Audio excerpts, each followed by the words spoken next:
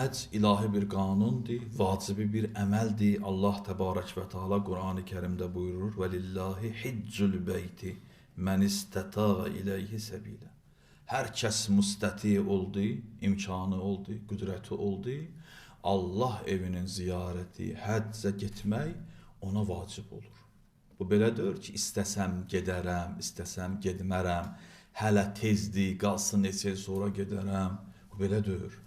Əgər imkan varsa, maddi imkanın var, yol açıqdır, sənəd məsələn hər şey, qüdrətin, fiziki sağlamlığı yerində, sən müstəti sayılırsan, istitaət tapırsan və həcc sənə vacibdir.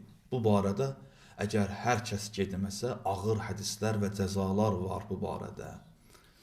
Həzrət buyurur ki, hər kəsə həcc vacib ola, getməyə və dünyadan gedərsə, Müsəlman kimi məşhur olmaz, ya Yəhudi kimi gələr məhşərə, ya Məsihi kimi, Xristiyan kimi. Bu adamı ki, həcci inkar edir, həccə getmir.